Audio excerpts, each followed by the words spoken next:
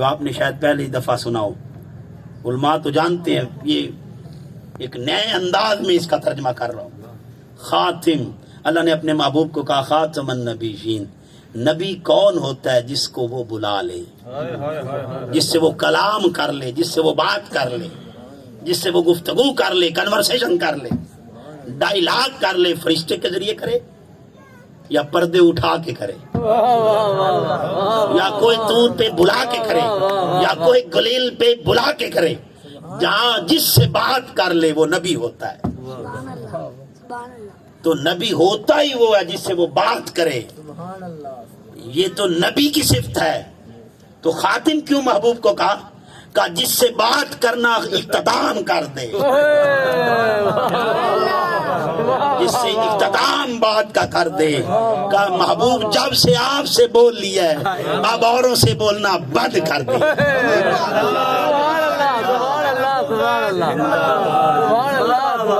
تاجدار ختم نبوت زندہ باد، زندہ باد. تاجدار ختم نبوت زندہ باد، زندہ باد. اب اوروں سے بات کرنا بند کر دیا ہے.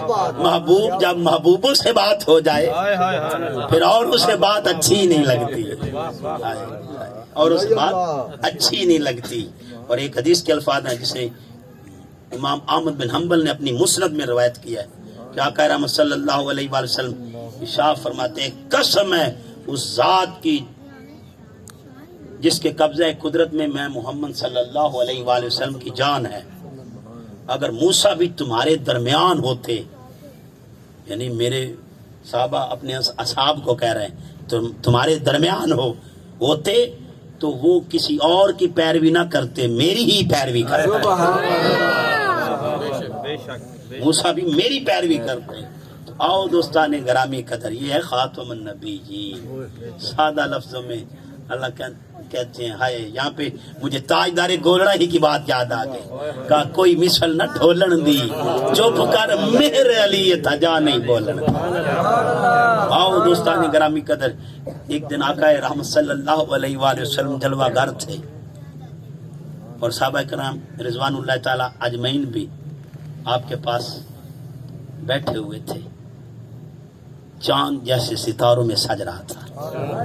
عزیزان محتشم، ایک بدو پاس سے گزرا اور اس نے آقا رحمت صلی اللہ علیہ وآلہ وسلم کے پاس یہ ہجوم دیکھا تو وہ سوال کرتا ہے یار یہ ہجوم کیسا؟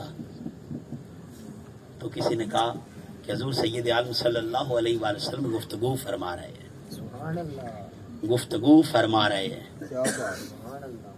اور جب حضور گفتگو فرماتے ہیں صلی اللہ علیہ وآلہ وسلم تو ان کے غلاموں کا حال یہ ہوتا ہے، ان پر سکتہ طاری ہو جاتا ہے اور اس طرح وہ بیٹھتے ہیں جیسے کوئی پتھر پڑے ہو. حرکت ختم ہو جاتی ہے، آوازیں ختم ہو جاتی ہیں، سراپائے ادب بن کے بیٹھتے ہیں. تو اس نے کہا اچھا یہ وہی نہیں ہے جو جادوگر مشہور ہیں، جو معروف ہیں جادوگر؟ کہاں وہی ہیں. جو بھی ان کے پاس آتا ہے وہ انہی کا ہو جاتا ہے، یہی ان کا جادو ہے. کیا بات ہے، کیا بات ہے، واہ جی واہ. عزیزان محتشم، میں نے حضرت ابو ذر غفاری کا ایک واقعہ پڑھا. جب آپ اسلام لانے کا، حضرت ابو ذر غفاری آپ کے بھائی مکہ پاک کی وادیوں میں آئے تو جب واپس گئے تو حضرت ابو ذر غفاری پوچھتے ہیں بھائی سنا ہے مکہ میں کوئی ایسا آیا ہے بندہ جس نے دعوی نبوت کر دیا ہے، دعوی رسالت کر دیا ہے. کہتے ہیں میں اللہ کا سچا رسول ہوں اور دعوی نبوت کیا اس نے کہ میں اللہ کا سچا نبی ہوں. بھائی اس سے ملے ہو؟ تو آپ کے بھائی کہتے ہیں ہاں ملا ہوں. کہا کیسا بندہ ہے؟ کہا بولنے میں بھی اچھے ہے، اخلاق میں بھی اعلیٰ ہے، کیا بات ہے، گفتگو کریں تو اتنی تاثیر ہے بات دل میں اثر کر دل انہی کا ہو جاتا ہے. کہا اچھا اتنے اچھے ہیں. تو آپ نے ارادہ کیا میں ضرور جاؤں گا. یہ ودان ایک علاقہ ہے، اس بستی میں رہتے تھے. تو آپ گئے، اتفاق سے حضرت مولا علی شیر خدا سے ملاقات ہوئی. سبحان اللہ. تو آپ پوچھتے ہیں یا کوئی شخص ہے جس نے دعوی نبوت کیا ہوا ہے، میں ان سے ملنے کی آرزو لے کے آیا ہوں۔ حضرت مولا علی شیر خدا فرماتے ہیں اچھا میں آپ کو ملا دیتا ہوں لیکن آپ نے مجھ سے فاصلہ رکھنا ہے، یہاں کے لوگ ظالم ہیں، ملنے نہیں دیتے، کیونکہ ان کے پاس جو جاتا ہے وہ انہی کا ہو جاتا ہے۔ کیوں نہ ہو تو میرا محبوب نے ڈٹھا جن دیکھ کے چند شرما، بجلی گردی لشک نہ مارے، متا بے ادبی ہو جاوے، جے چاوے سونا سیر چمن دی، سارا گلشن سیس نواوے، جے پاوے سونا ہاتھ پھولا تھی، ہاتھ پھلاں دا مان ودھاوے، صفتاں پاک رسول دیاں دا کون بیان سناوے، وہ کیڑا ایتھے گن گن دسے، وہ جتھے گنتی بھی مک جاوے، آزم ایڈا سونا ماہی مینوں کدھرے نظر نہ۔ عزیزان محتشم، آپ ان سے کہتے ہیں کہ آپ میرے سے فاصلہ رکھ کے آئیں، جہاں موڑ ہوگا تو کونے پہ میں رک جاؤں گا، اشارے اپنے انداز سے بتاؤں گا کہ میں ادھر مڑ رہا ہوں، تو آپ ایسے ہی کیا، پیچھے پیچھے رہے۔ تو جب حضور سید عالم صلی اللہ علیہ وسلم کی بارگاہ میں پہنچے تو آپ کی باتوں میں وہ تاثیر تھی اور آپ کے چہرے میں وہ رونق تھی۔ دوستان گرامی قدر جب چہرہ انور پر نظر پڑی تو آپ پر فریفتہ ہو گئے، اور جب باتوں نے دل پر اثر کیا تو کہنے لگ پڑے آقا جی، جب رخصت لی تو کہا آقا جی اب تو اعلان ہی کروں گا کہ محمد حق ہے، محمد سچ ہے۔ تاجدار ختم نبوت، تاجدار ختم نبوت، تو عزیزان محتشم جب نکلے کاشانہ سے، حضور نے منع کیا، ابو ذر یہ ظالم لوگ ہیں، ماریں گے تجھے، تکلیف دیں گے۔ وہ جنت میرے کیڑے لکھا جتھے تو نظر نہ آویں، وہ دوزخ مینوں لکھ بیشتا جتھے تو آویں تے جاویں۔ حضور اب ضرب سے کیا غرض، اب تو یار سے غرض ہے۔ باہر آ کے اعلان کرتے ہیں، تو مکہ والوں نے پکڑ لیا، زدوغوب کیا، سزائیں دی، پنشمنٹ دی، اور پج مردہ کر کے چھوڑ دیا۔ وہ بھی اس لیے چھوڑا کہ حضرت عباس پہنچائے۔